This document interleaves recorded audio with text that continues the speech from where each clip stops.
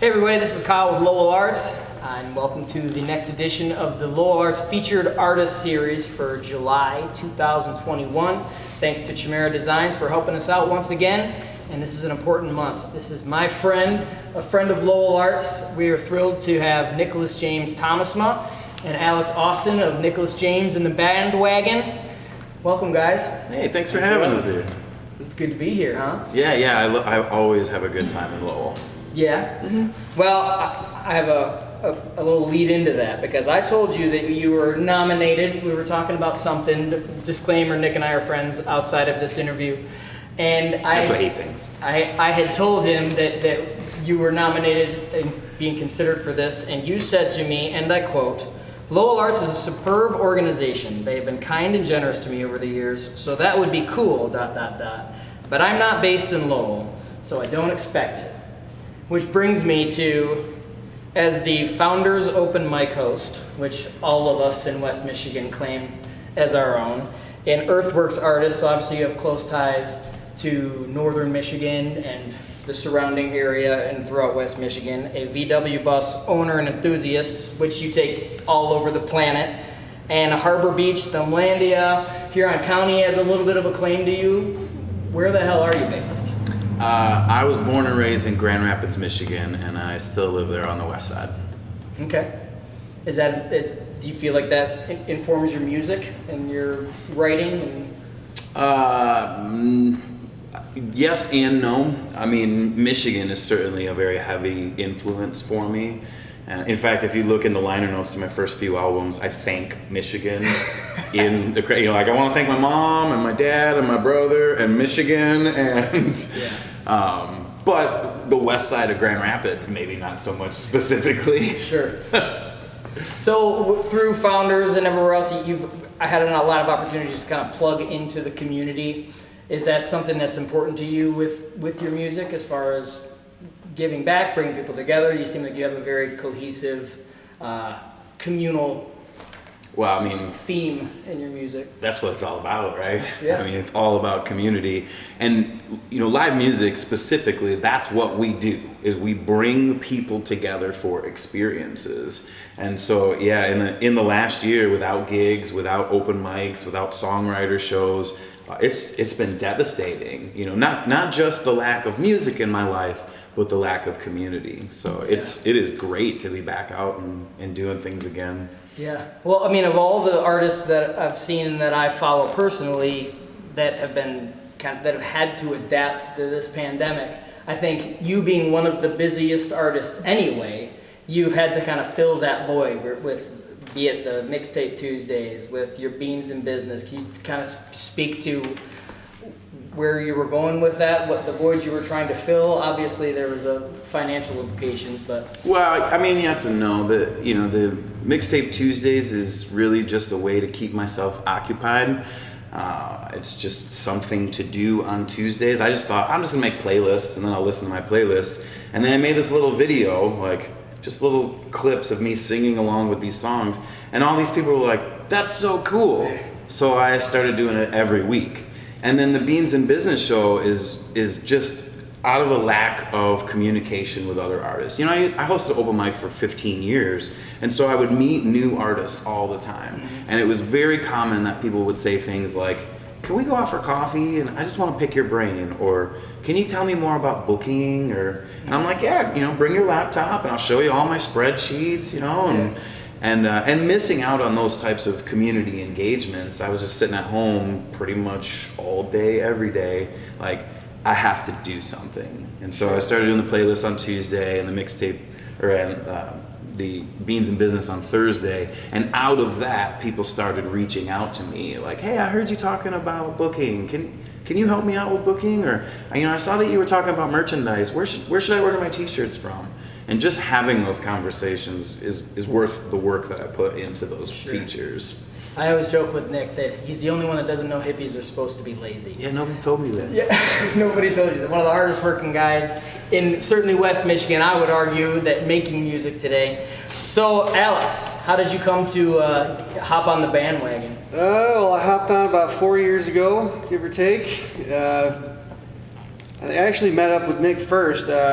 I think it was a Facebook post, just looking for people to just jam with, and I think he responded, and we eventually were able to meet up at his place and just kind of play through some songs together, and it's like, this feels pretty nice. Yeah. I think we did a couple duo shows together, and then I ended up falling with the Bandwagon after that. Yeah. I believe one of the Bob Dylan tributes might have been my first show with you guys. It's been a good run so far. Agreed. It Yeah. A lot of certainly- fun. I think the first duo show that I saw you guys play was the Rolling Home release, which you guys sadly had to broadcast from Greg Baxter's studio at Second Story Sound. I was one of the folks that had the April 15th ticket to the listening room. It was devastating. Yeah. Can you just talk to us a little bit about that process and what it feels like to bring an album to fruition and obviously not get to have that party that you're so good at throwing? Yeah, so Rolling Home, my latest album, is a collection of recordings. The original idea was, I'm gonna do some demos at this studio, and I'll do some demos at this studio, and I'll do some demos at this studio, and we'll just see which one of those studios I like the best to go work on. Hash it out. And I went and recorded with a bunch of studios, and then I took all of those recordings back to Greg Baxter, and I was like, let's work on these recordings. And so it was actually recorded in 4 different studios with 5 different producers. There's 22 different musicians on the album. It took me 3 years to complete the process from start to finish. And then, of course, I was so excited. I got it mixed and mastered for vinyl specifically. So it's a different process when you're mixing it for CD and when you're mixing it for vinyl. And then I ordered the CDs and I ordered the vinyl records and I ordered T-shirts and stickers and posters and can koozies, somewhere in the tune of like close to $10,000 that I had invested into this album at this point. Yeah. And then COVID hit. And all the shows were canceled and and I kind of was like, I don't know what else to do other than just release it online. Yeah. And so I still put it out there into the world. We just didn't have the release show. We did a live stream from Greg Baxter's studio at Second Story Sound. And you know, it was great, and I sold a bunch on the internet, but it was because I had to. Sure. You know, I mean, I spent all the money on it. I can't just sit on this product. If I hadn't already written the check, then maybe we would have delayed the album. But as it was, I'm like, there's no way we're going to delay this. We just got to get it out there. And well, you only delayed it, what, like 40 days? It went from mid-April to the end of May. Yeah. Yep. Okay. And did your community prop you up? Did you notice a steep decline in sales and engagement with that new project? Oh, I sold more CDs online than I ever have before. I mean, people were very supportive in that they knew that they couldn't come to the show, and they knew that I'm saying, buy my record. Yeah. And so they did. Well, and the fact that you hand sign the vinyls that go out, I know my daughters are very happy to have the Nicholas James signed album in the collection, so that's pretty cool. Is there plans for, I guess it wouldn't be a release show at this point, but for a proper kind of, at least a party to celebrate the work, to celebrate the commitment? Yeah, I'm hoping to have like a 10-year anniversary party. Okay. I love it. Oh, I love it. All right, so we have a. Yeah, are you gonna be around for that, Alex? As far as I know. So we have a question that we ask all of our artists that come on, and it's a little bit of a curveball, but if you lost your entire record collection today, MP3s, everything, what is that essential album that you would start your new collection with? I'll start with you, Alex. Well, I'm a big blues fan, actually. Okay. And the first real blues album I ever heard was B.B. King's Live at San Quentin. That actually makes sense to me now. That'd probably be the first one I'd go after. It's not like his best known live album, but that was the first one I heard, and I just love every song on it. Yeah, that's a good answer. Sent me down the rabbit hole. I think that's our first blues record that we've had from the LowellArts featured artists. What about you, Nick? Tough question, but immediately what jumps out to me is Blood on the Tracks by Bob Dylan. Yeah. Bob Dylan. Yeah. For those of you who don't know, Nick hosts the Bob Dylan tribute show every single year, so I had a feeling that it might be something along those lines. Was he the first guy that you saw do what you do that said... I don't do what Bob Dylan does. He's way better at that. Your opinion aside of the quality, but is that the first guy that you saw do, and say that's what I want to do? Not really. My dad was a guitar player and singer when I was real young, and I just always wanted to be a singer. I didn't discover Bob Dylan until like late in my teenage years. My parents didn't listen to him or anything. I just came to it on my own. But at that point, I was already into folk music and acoustic guitars and harmonicas. So That must have been a big find, already being in folk music and then stumbling on Bob Dylan. It's like, whoa! yeah. That's pretty cool. Yeah, I mean, I had known of Bob Dylan, but I had never really listened to him. And then, I got Greatest Hits and was like, this is awesome. I got Greatest Hits Volume 2. I'm like, this is awesome. And I had a teacher in high school give me a book of his songs. So I got to read it before I heard it, which is a pretty cool way to kind of meet Bob Dylan, if you will. Yeah. So, what's next? Where do we find your music? Where can we figure out what's coming up with you guys and plug your stuff? Well, you can find my music on Spotify, Apple Music, YouTube, all of the streaming sites, and it's under 2 different places. I have music under Nicholas James Thomasma, and we have 2 albums with Nicholas James and the Bandwagon. And Alex's band, Deerfield Run, is also available on all the streaming services. And you're working on a new record, right? Yep, I got a solo project I'm working on. Hoping to have it released maybe late this year.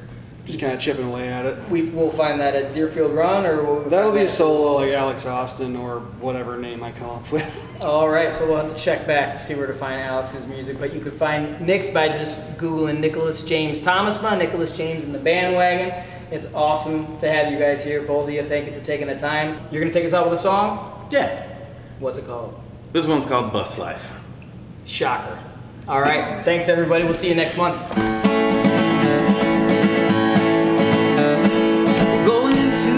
So bring the kids along. We're gonna throw a little dance, maybe even bring a dog.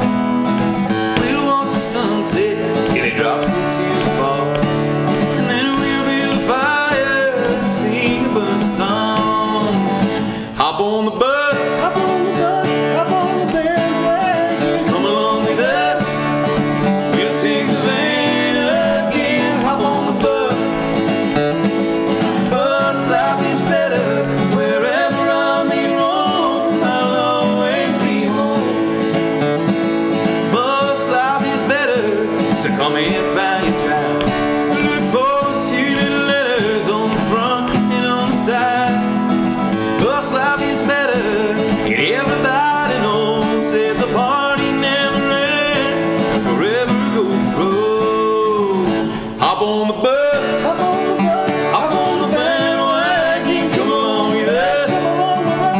Take the van again, hop on the bus.